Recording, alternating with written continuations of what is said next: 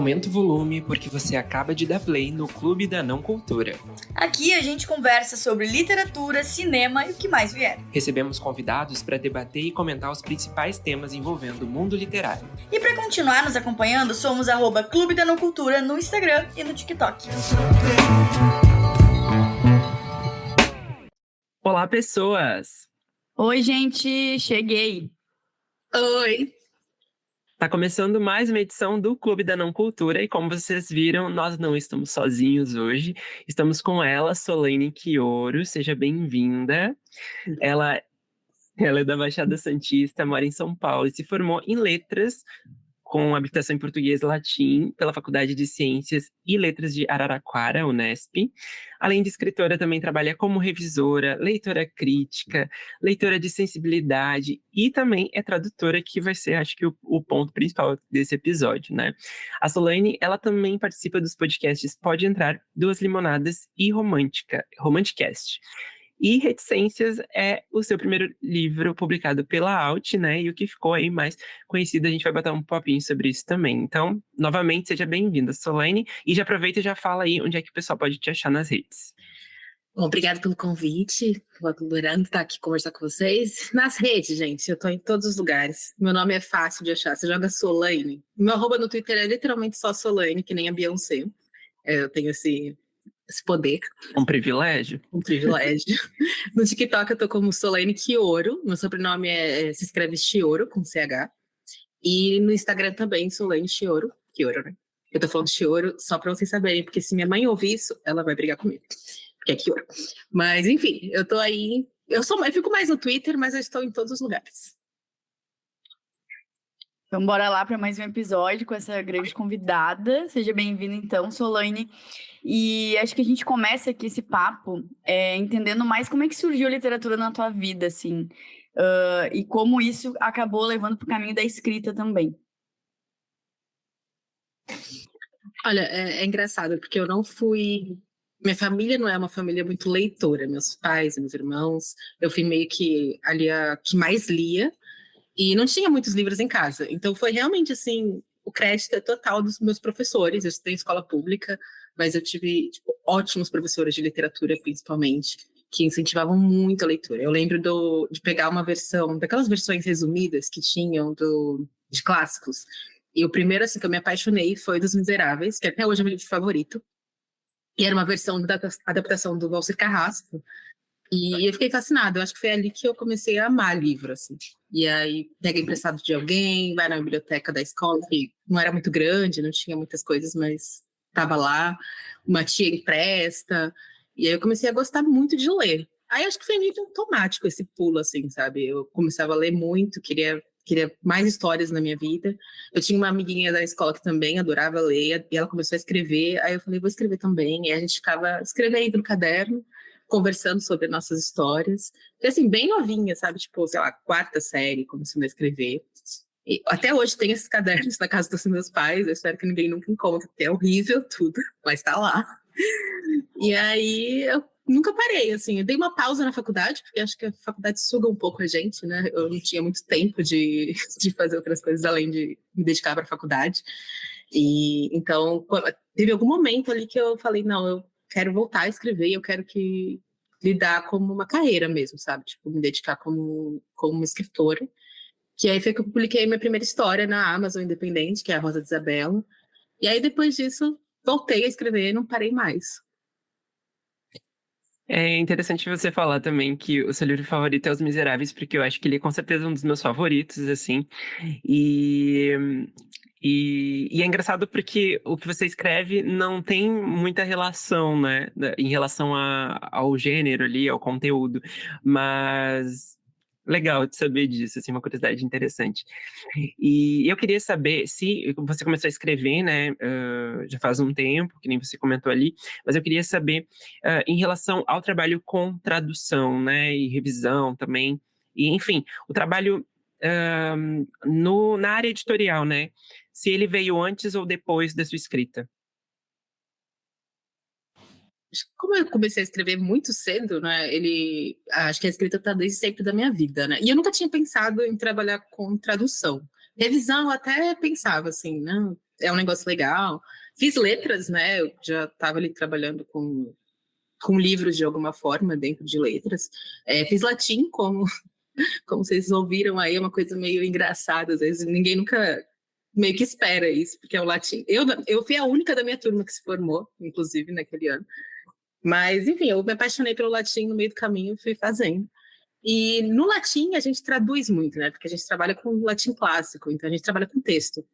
Então, eu acho que minha caminhada como tradutora foi ali, sabe? Traduzindo coisas na faculdade. E mesmo assim, eu não pensava em seguir uma carreira no latim. Aí, quando eu fui, tipo, me dedicando para a escrita, publicando, indo atrás da minha carreira como escritora, eu fui tentando explorar esse lado de trabalhar e ganhar o dinheiro, pagar meus boletos com livros também, né? Então, eu comecei com uma revisão, que era o que eu tinha mais em mente. Fui mandando, assim, a gente bate na porta das editoras, falando, posso fazer um teste? Deixa eu revisar um livro. E aí eles vão dando trabalho, a gente vai ganhando confiança também, eles vão conhecendo o seu currículo. E aí, no meio do caminho, uma coisa que eu acho que me despertou um pouco a vontade de traduzir é que eu comecei a ver muitos livros, estavam vindo muitos autores negros para o YA, né, para a literatura jovem brasileira. E nos Estados Unidos eles já têm um pouco essa preocupação já tinham na época, né? Hoje acho que tá melhor o Brasil. Dessa coisa do on voice, né? Tipo, as pessoas que vivem naquela vivência estarem trabalhando com aquele texto, com um autor negro escrevendo uma protagonista negra. E eu via muito essa discussão começando dentro da tradução também. E eu comecei a me incomodar muito com livros que eram uma protagonista negra, uma autora negra, eram tipo toda essa coisa do on voice, e a tradutora era branca. E quando lia o livro, inclusive, tinha várias coisas que incomodam, tipo, sei lá, termos racistas, sabe? Aí eu fiquei, sei lá, sabe quando você vai um pouco pela raiva, você chega no ódio e fala, acho que eu vou fazer alguma coisa? Foi um pouco assim, sabe? Eu não pensei em traduzir antes disso. Aí no dia que eu percebi isso, que eu vi, não, tipo, a gente tem que dar mais voz para os tradutores negros e tal. Aí eu fui atrás, fiz um curso de tradução, aí eu comecei depois que eu terminei o curso, que eu me senti um pouco mais, sei lá, confiante de pedir trabalhos de tradução. Eu já estava trabalhando com revisão, né? Aí eu peguei as mesmas editoras que eu trabalhava, pedi teste de tradução. Minha primeira tradução, inclusive, foi para a Alt. Eu já tinha saído meu livro, né? Já tinha contrato, acho que o Reticências não tinha saído ainda, mas eu já tinha o contrato. Então eu já aproveitei essa porta aí. Então foi meio que assim, sabe? Tipo, um pouco na base do ódio, foi indo devagar, mas tô aí agora. Na verdade, acho que tu foi percebendo que tinha esse propósito de ter essa representatividade também na tradução, né? Eu acho que foi um caminho que tu foi percebendo ao fazer, ao ter vontade, que era o que tu queria.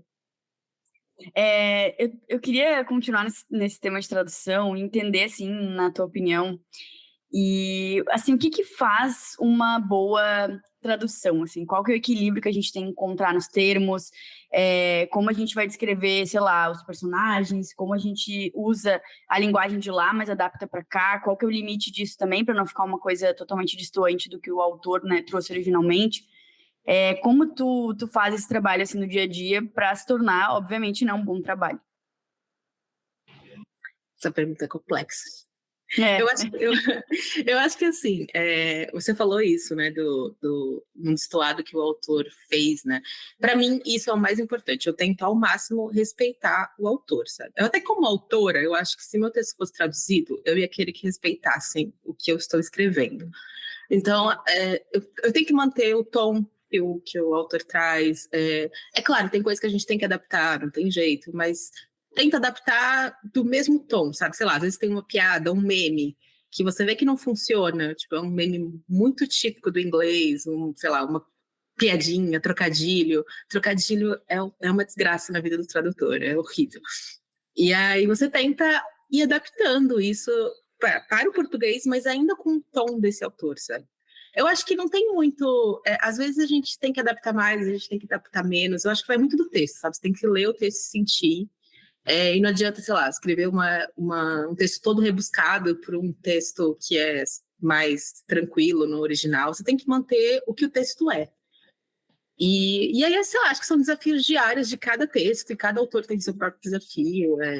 Sei lá, já traduzi romance de jovem adulto, eu já traduzi fantasia um pouco mais adulta, já traduzi não ficção, que são coisas completamente diferentes. E você tem que mudar uma chavinha na sua cabeça, porque você não é a mesma pessoa a traduzir, tipo, você não vai traduzir da mesma forma esses textos tão diferentes, sabe? Então, eu acho que você tem que estar muito atento ao que o autor pôs naquele texto para você conseguir passar a mesma coisa. Eu acho que esse é o mais importante, ter essa proximidade com o autor, de certa forma. E Eu tenho uma outra pode curiosidade falar. sobre isso, Solane. Eu queria saber se tu conseguiria, assim, pensar eu acho esse gênero, assim, mais complexo de traduzir, ou não tem muito isso, é muito individual, assim? Eu não sei, eu achei que fantasia ia ser o mais difícil, mas foi um dos que eu mais gostei de traduzir. Eu acho que, sei lá, dá para você brincar mais, tem coisas, termos que você pode inventar junto com o autor, né? Eu acho que depende mais do livro do que do gênero, sabe? Tipo, até não ficção, eu achei que também ia ser um negócio, meu Deus. Mas alguns eu achei muito tranquilo, aí outros o tema era mais difícil e aí me deu mais trabalho. Então, eu não sei, eu acho que, para mim, pelo menos, não encontrei tanta essa dificuldade de mudar de gênero, sabe? Mas tem gêneros que eu nunca traduzi também, sei lá, ficção científica, é uma coisa que eu ainda nunca explorei, que talvez esteja uma dificuldade aí. Mas eu leio muitas coisas diferentes, tipo, gêneros, né? Eu leio muito romance, mas eu tento ler muitas coisas diferentes, eu acho que isso acaba ajudando também no meu trabalho, sabe? Eu tô aberta a qualquer coisa. Eu queria até comentar, assim, né, no sentido de que a tradução, né, que nem você falou, ele é um trabalho até minucioso e autoral, de certa forma, né, porque você, quando vai traduzir um livro, vai traduzir da sua forma, né, e é diferente se fosse um outro autor que chegasse para traduzir, ele vai traduzir da forma dele, então tem uma questão de interpretação muito grande também, né? Não, exato. Tem muito exercício disso nos cursos de tradução, né? A gente pega um texto e lê, sei lá, 5 traduções, e são todas diferentes, sabe? E não tem como ser igual. Se pegar agora, pega eu e mais 2 tradutoras, traduz esse parágrafo, vai ser diferente. A gente coloca um pouco do nosso estilo também, de certa forma, apesar de não se afastar do original, né? A gente coloca um pouco da gente, coloca o vocabulário que a gente escolhe, vai ser diferente. Então, não tem como, sabe? Sempre perde alguma coisa também e o tradutor coloca coisas novas. Então, é realmente uma coisa, uma coautoria, de certa forma, né? Não tem como. E eu tenho uma curiosidade que é muito sobre a técnica, assim, eu acho, sabe? No sentido de, tipo, como é que funciona? Você traduz, assim, traduzir uma frase e vê analisa se tá ok, se não tá, traduz um parágrafo ou não, traduz um capítulo inteiro. Como é que funciona isso? Imagino que seja também de acordo com cada método de trabalho de cada tradutor, né? Mas para você, como é que funciona? Olha, o ideal, eles falavam direto no curso de tradução, e eu acho incrível, é você ler o texto inteiro antes de começar a traduzir.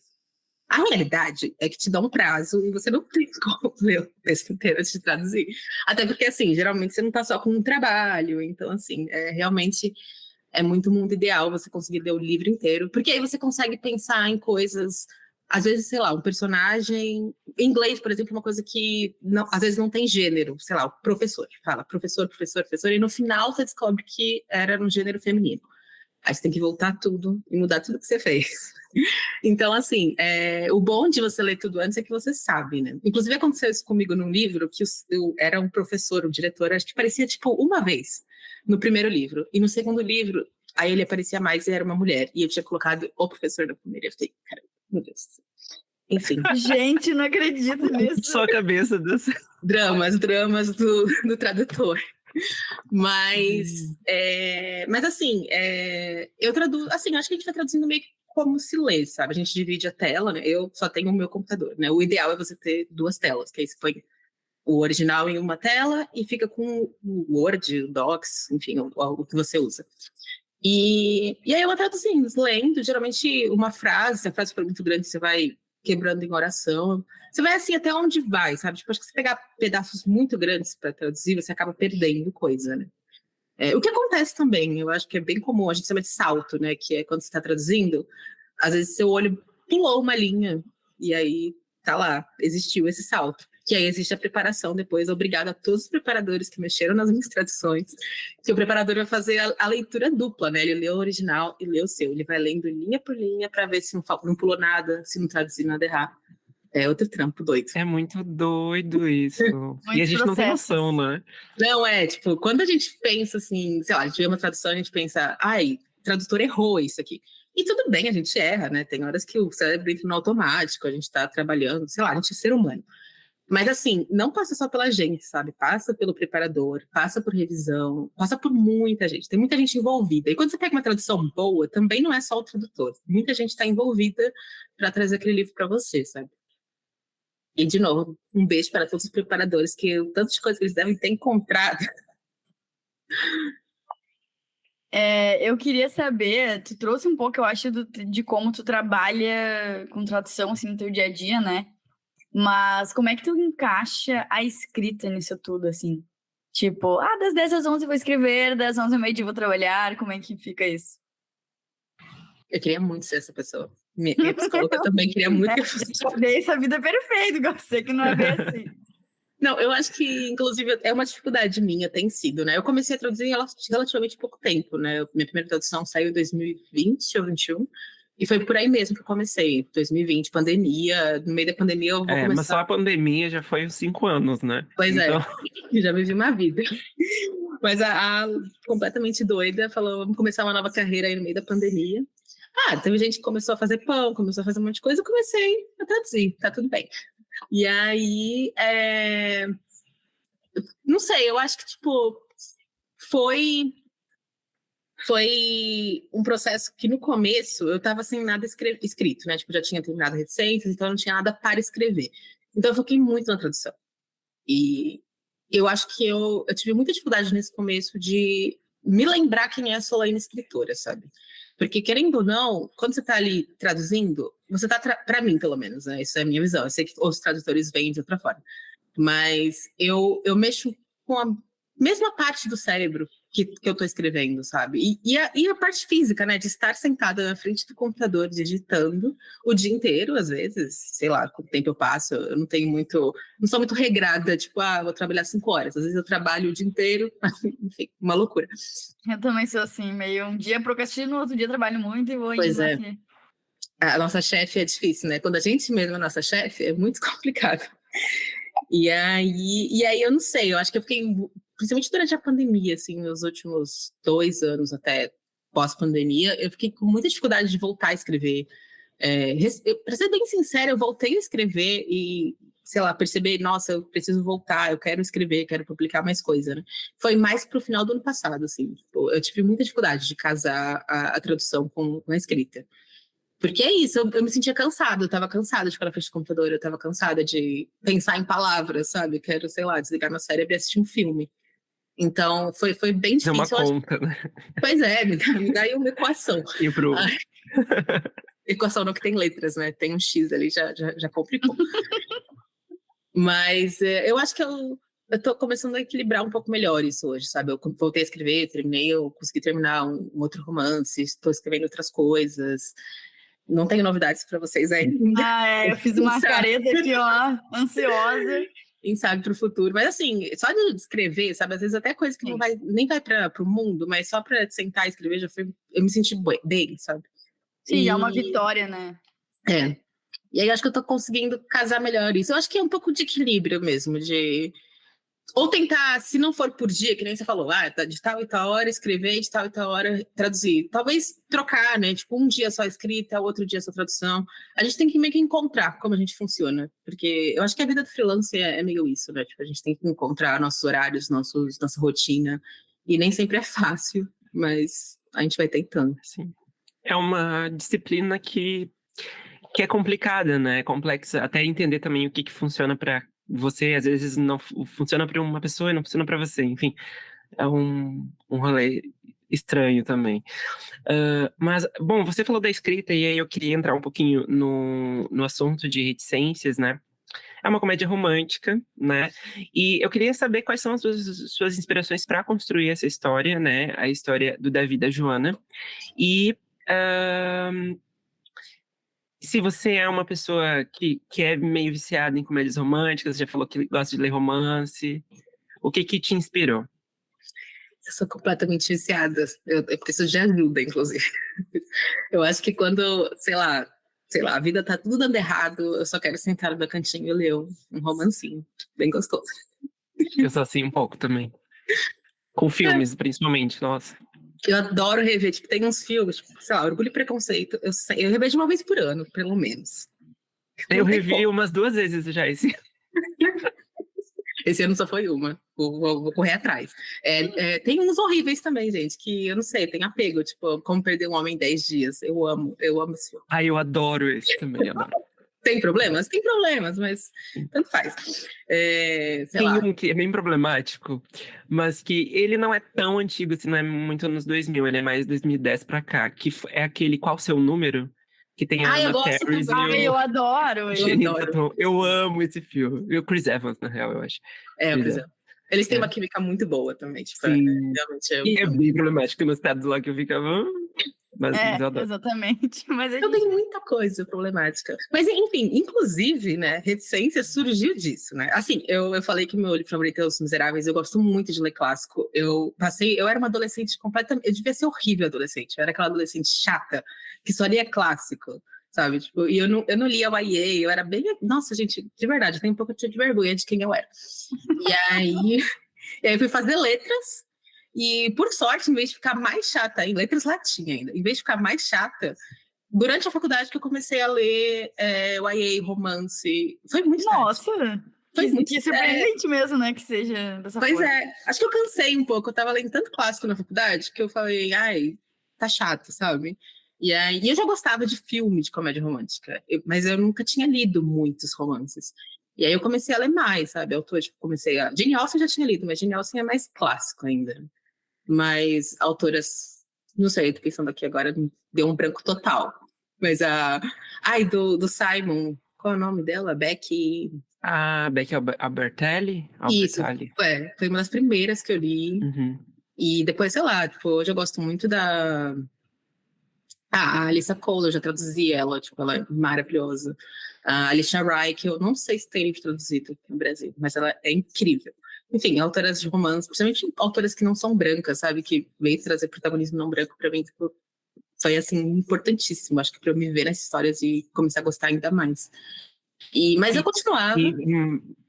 Só fazendo um paralelo, em relação aos clássicos, não tem muito, né? E quando tem, é num contexto de escravização, enfim. Então, acho que é interessante trazer isso também, né? A representatividade que você encontrou foi nos YAs. Foi. E eu acho que foi aqui, vindo para o Brasil, né?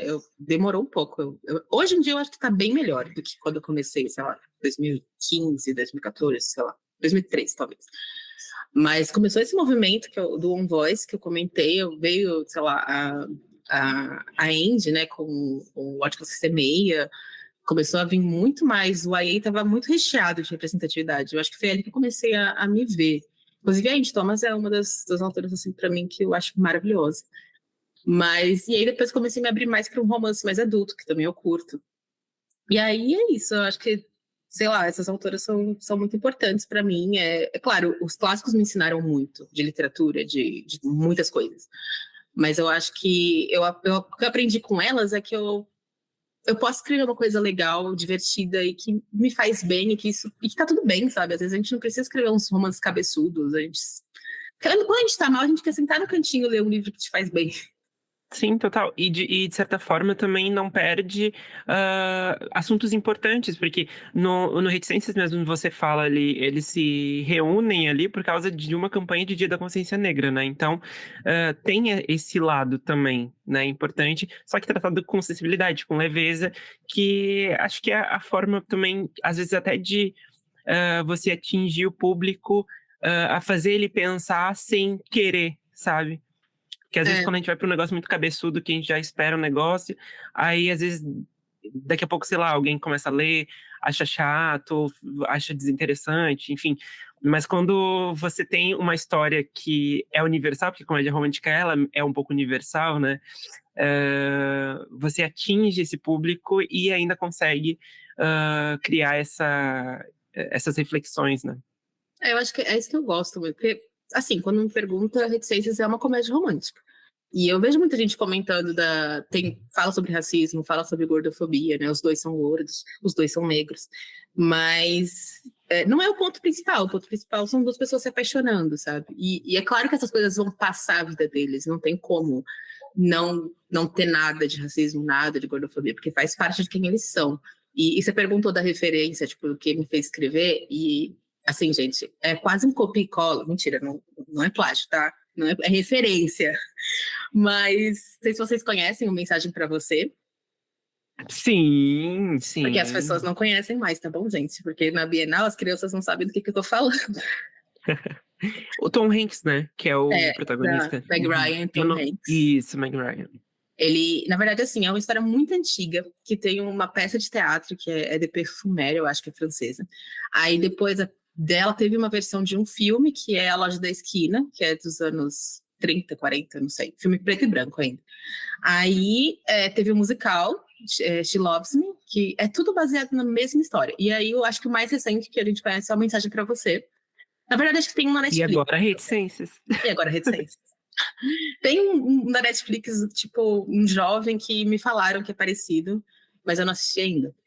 E aí, mas é essa história de pessoas que se conhecem, enfim, antes era carta, depois o Mensagem para Você foi e-mail, no Reticências a gente fala de troca DM no Instagram, que se conhecem sem saber quem são e acabam indo trabalhar juntas e se odeiam, né? E eu amo porque é rotina de marketing ali, né? Da agência, então é muito nossa vida, a gente trabalha com isso no FEVI. Então, assim, eu gostei muito. Eu fiz bem. Nossa, muito bem. Eu acho que a representatividade desse lado, olha, além de todo o resto da representatividade.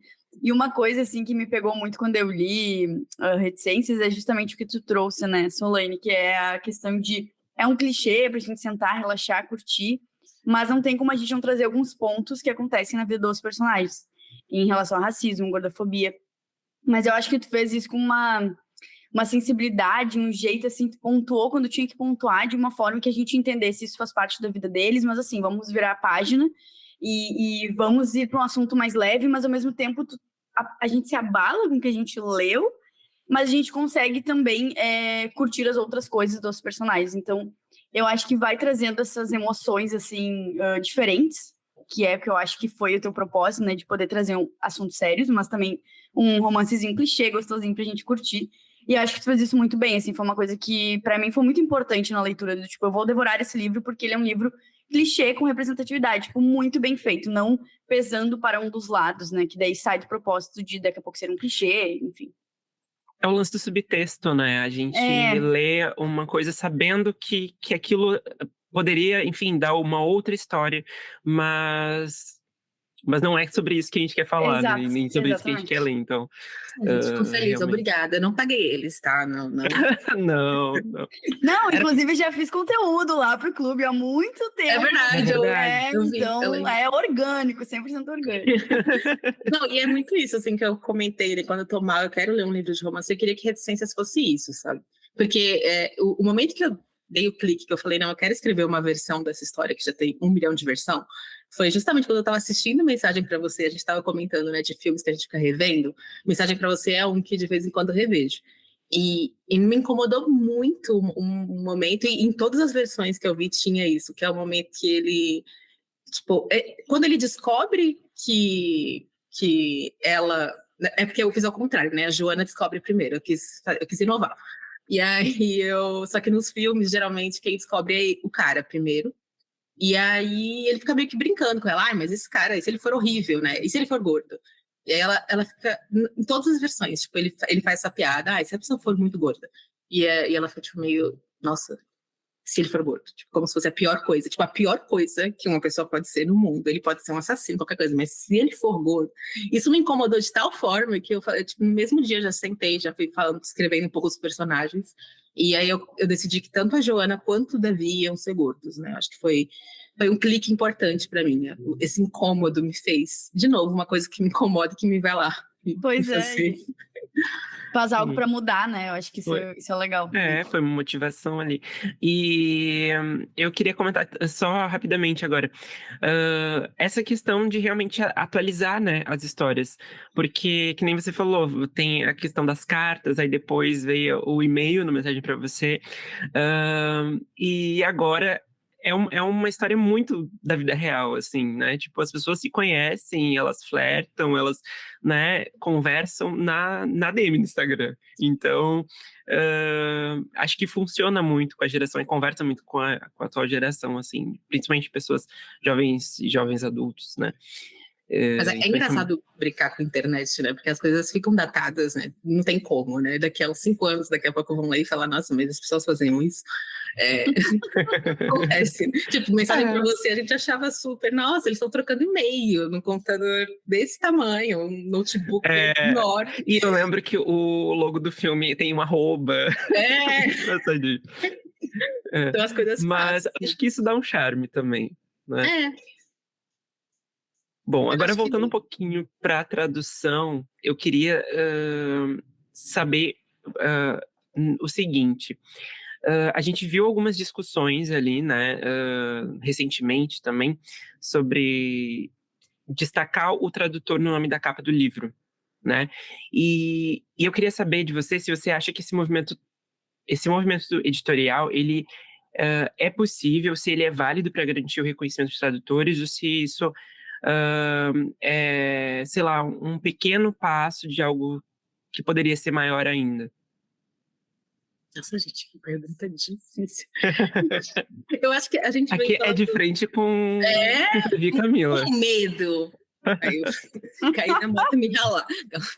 Mas eu acho que assim, a gente tem falado muito sobre isso no meio da tradução há muito tempo, né? Sobre o reconhecimento. Já conquistamos muitas coisas, né? Eu acho que antes nem nome na folha de rosto tinha, né? Acho que hoje já é uma conquista. Dificilmente se encontra um livro que não tem o nome do tradutor na folha de rosto. Na capa, nossa, é que assim, é muito complicado pensar nos tipos de traduções, né? Porque quando você pensa numa tradução de um clássico, que geralmente são tradutores renomados, geralmente eles dão mais destaque, né? Tipo, foram pessoas que estudaram a vida inteira aquele autor, passou anos traduzindo aquele livro, mas para o tradutor que tem 3 meses para traduzir um livro para sair, que é um best-seller, então você tem ali que traduzir para sair junto com as traduções simultâneas. Isso daí, gente, nem é de deuses. Porque é horrível, tipo, é um negócio que você faz correndo. Eu queria comentar, inclusive, que aí eu acho que não é uma questão da tradução, mas é uma questão de escolha editorial mesmo, né? De pessoas que estão acima dos tradutores. Vai sair o lançamento agora da A.F. Kuang, que se chama Yellow Face. Eu tô muito ansioso para ler esse livro. A Camila também. A gente fala sobre ele e tal. E eles traduziram. Vai ser pela Intrínseca, se não me engano. E a tradução virou A Impostora. E, enfim, surgiu, eu lembro, até uma discussão nas redes, se eu não me engano, o Vitor Kiyoshi falou sobre isso.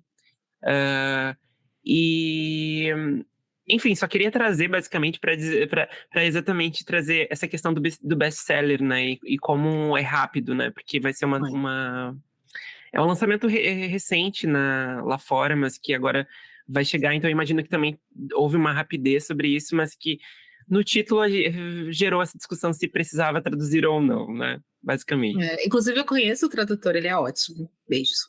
Mas, realmente, tradução, ele é ótimo, confio nele. Eu não li nada da autora ainda, eu tô com o Babel pra ler. O Babel é dela, né? Nossa, falaram... Babel eu não li, na verdade, mas Mas é dela. A trilogia da Guerra da Papoula é muito boa. Nossa, todo o livro dela falam muito bem, é incrível, né? Eu vou ler Babel, porque fala sobre tradução em idiomas, né? Então acho que tá pra mim. Mas o título realmente não é um negócio que, assim, às vezes eles pedem... eu geralmente deixo até, tipo, da tradução, eu deixo ali uma dica de título. Mas é uma decisão até do marketing também, sabe? É uma conversa entre editorial e marketing pra ver. A A impostora culpa sempre é nossa. Ah, é verdade. assume o B.O. de você. A gente assume, a gente assume. Porque eu acho que, assim, eu até entendo, porque é complexo, né? Yellowface não é um termo que talvez todo mundo conheça. E aí, dentro do texto, ele provavelmente vai elaborar, né, isso. Mas eu entendo eu consigo até ver o caminho, assim, para a escolha do título. Mas é complicado, né? Tipo, teve outra que a galera, aquele Quarta Asa, eu acho que ficou assim em português, o Fourth Way, Sim. também teve muito debate, mas isso realmente foge muito do tradutor, sabe? Tipo, a gente Sim. entrega a tradução, pelo menos assim, esse tradutor comercial, né? Não esse tradutor que passou a vida inteira traduzindo, sei lá, Virginia Woolf. Mas esse tradutor comercial, principalmente quando é traduções que são muito esperadas, a gente faz o trabalho, entrega, a gente nunca mais lê esse texto. Ele não volta pra gente nunca. Então, assim, é uma relação muito de trabalho mesmo, sabe? Tipo, você vai, faz, é pago, segue a vida, vai para outro. Então, qual era a sua pergunta inicial? Eu já não lembro. Já me perdi. A gente já vai entrando em vários assuntos. A gente começa e não para. Do tradutor. Era mais isso, o destaque do tradutor Isso. na capa, por exemplo. Enfim, Exato. mais se Sim, destaque. sinceramente, de novo, pessoal meu, eu não vejo questão de ter meu nome na capa. Mas eu acho que precisa ter em algum lugar. Precisa ter, tipo, na Folha de Rosto, precisa ter na Folha Catalográfica.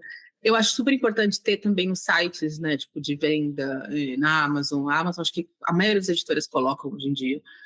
Quando os influencers, né, tipo, vai falar de livro, acho legal falar também. Pra gente saber, porque é aquilo que a gente falou, tem uma coautoria, tem alguém que tá ali por trás daquele texto que você tá lendo, sabe? Não sei se precisa na capa, tem gente que acha importante. Talvez seja legal. Não é uma coisa que eu vou defender com unhas e dentes. Mas eu entendo também. É para você ter seu trabalho reconhecido, sabe? E querendo ou não, é nosso portfólio, né? É assim que a gente consegue outros trabalhos. Tipo, olha, essa tradutora fez esse texto, então eu vou chamar ela para trabalhar aqui. Porque o tradutor, ele trabalha com isso, sabe? Tipo, boca a boca, ouvir falar, vi que ela fez isso, vou chamar ela para isso. Então, querendo ou não, é importante para a gente continuar tendo outros trabalhos, né? Então, de forma geral, a gente precisa muito melhorar o nosso reconhecimento de tradutores. Sabe?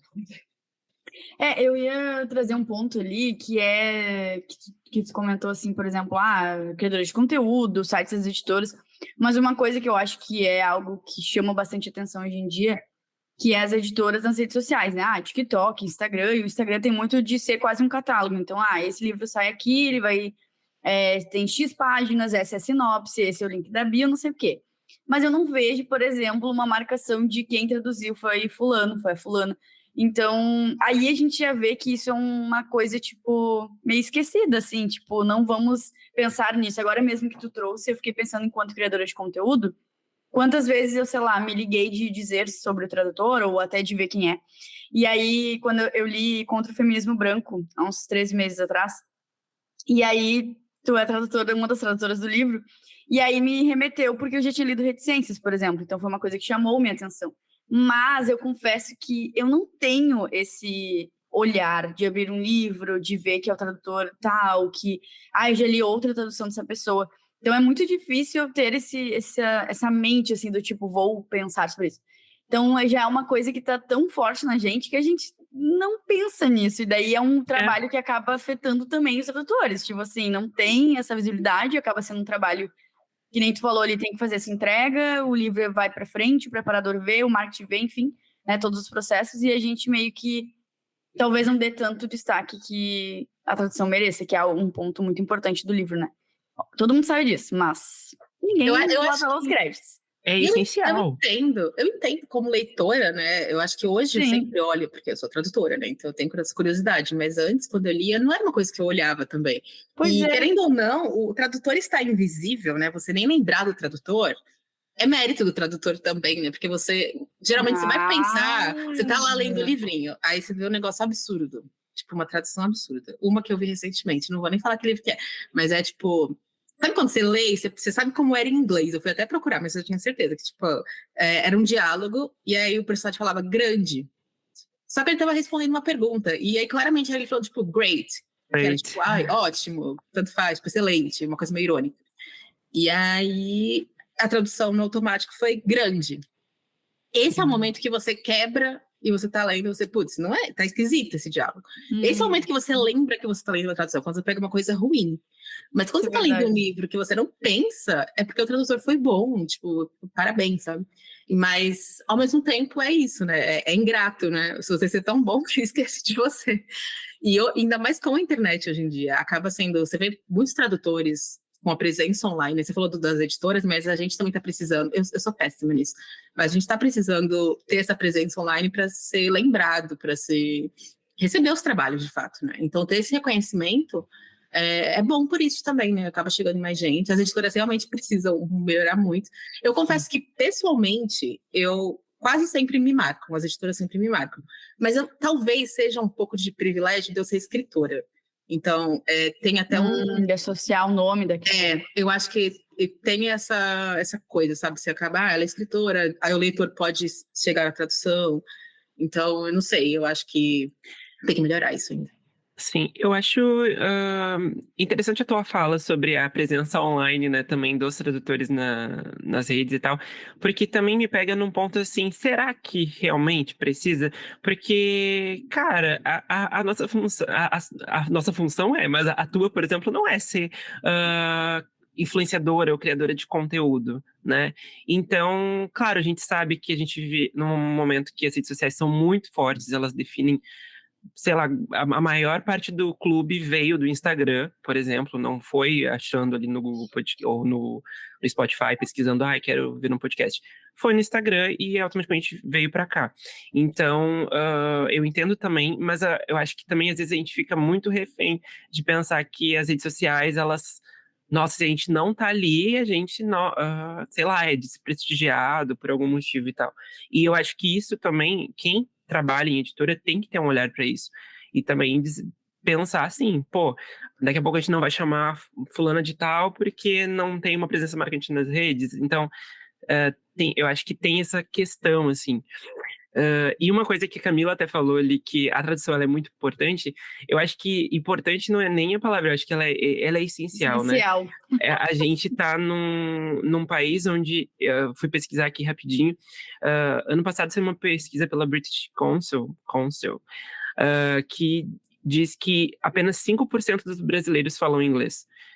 E é um país com muita gente, com milhares de pessoas. Então, é um trabalho que, assim, se a gente não tivesse essas traduções, os livros, as pessoas não iam ler, né?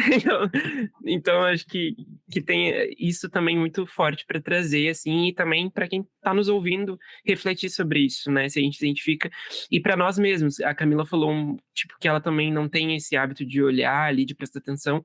Eu também não tenho, confesso. Vez ou outra, se é alguém também que eu já tive acesso, que eu já conheço de nome, enfim, muitas vezes com o privilégio de ser escritor também, e aí eu penso, foi fulano que traduziu, legal, mas é uma coisa para se atentar, e eu, como criador de conteúdo, agora vou colocar na minha prioridade, assim, sempre lembrar, quando for mencionar um livro, seja na rede social ou aqui no clube, falar quem é o tradutor, porque realmente é muito importante, né? O trabalho aqui tá feito, então pronto, era isso que eu queria. Feito.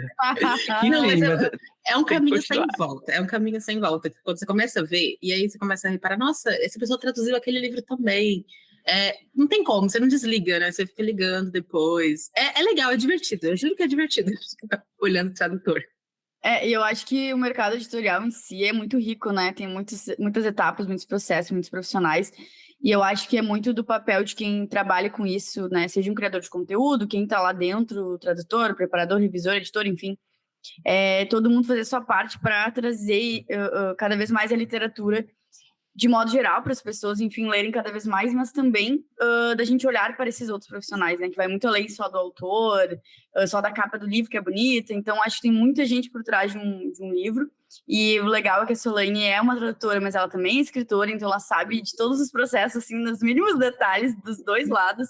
Então, acho que é muito mais da gente, enquanto quase telespectadores desse processo, poder também apoiar e fomentar essa profissão, que é muito importante.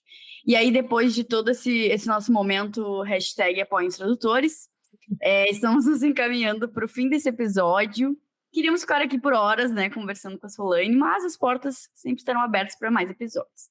E aí, a gente quer saber o que esperamos da Solange daqui para frente, tanto quanto tradutora, escritora, quais são os próximos planos, tem spoilers.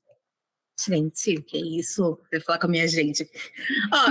Escritora, o que eu posso dizer? Eu não sei. Eu terminei recentemente o meu romance, né? Que eu tava há muito tempo. Inclusive foi engraçado, porque eu escrevi ele em 2018. Aí eu fui pegar para trabalhar nele e já tava obsoleto algumas coisas. Tava falando de Facebook, sabe? Quem ainda usa Facebook? Tem que ficar atento com essas coisas de internet. Mas enfim, é um texto que a gente ainda tá trabalhando, não tem então previsão, mas talvez venha aí, quem sabe um dia. Será que vem aí? Vem aí. Será? Vem aí. Quando, não sei. Quando a gente não sabe. Pois é. Mas estou escrevendo também, vamos ver lá, vamos dar uma ditada. Que eu acho que faz bastante tempo, desde Reticências, que eu não publico nada novo. Eu acho que é isso, faz um tempinho.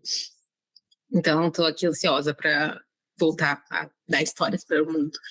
Mas de tradução, é muito difícil falar disso, porque a gente, às vezes, tem coisa que eu traduzi e que nunca viu a luz do dia. Tem coisa que eu traduzi que eu nem sei quando. Que nem eu falei, né? A gente entrega, acabou. A gente não sabe mais nada daquele livro. Eu estava até fazendo meu portfólio esses dias, arrumando, e eu fui ver os livros que eu revisei.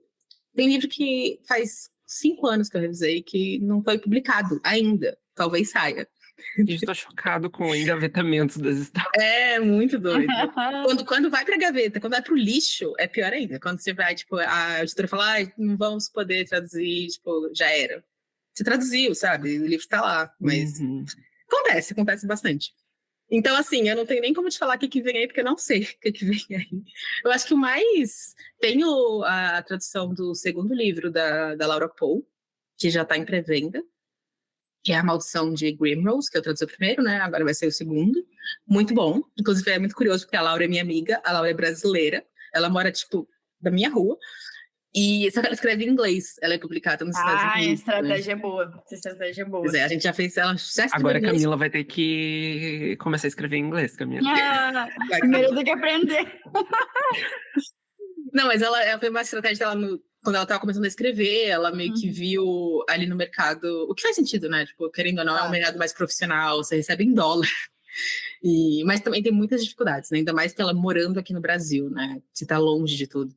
Enfim, chama a Laura para um bate-papo, que ela só vai contar todos os POs. Mas... E aí eu traduzi e vai sair agora, eu acho que sai para Bienal, se eu não me engano, a pré-venda estava para Bienal. E eu acho que o outro também, que eu traduzi recentemente, que foi da outra brasileira que escreve em inglês, gente. Eu sou a tradutora oficial de brasileiras que escrevem em inglês. Brasileiros escrevendo em inglês, isso me pegou um pouco. Pois é. Mas ganhei dólar, pensa nisso. Aí, a Gabriela Graciosa Guedes, o nome dela. E eu não sei como é que ficou o livro em português também, porque, de novo, né, a gente não escolhe título, mas é First Impressions of You. Eu acho que é Minhas Primeiras Impressões de Vocês mesmo, que eu vi que tá em pré-venda. Essas são as minhas traduções que estão vindo aí, que eu sei.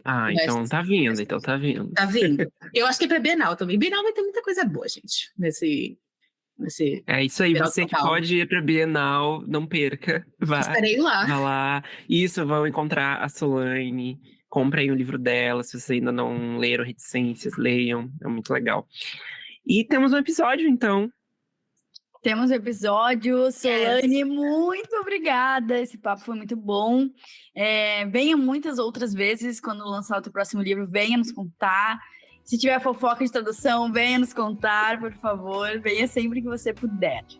Gente, de verdade, eu amei. Foi muito, muito divertido. Pode me chamar que eu falo sim, tá? Eu adoro gravar podcast. Você fala, eu já tô aqui. Mas obrigada por terem me chamado. Foi maravilhoso. Muito obrigado, né, mais uma vez. E as portas estão abertas para você voltar. E muito obrigada a você que ouviu. Um beijo e até semana que vem. Um beijo. Beijo.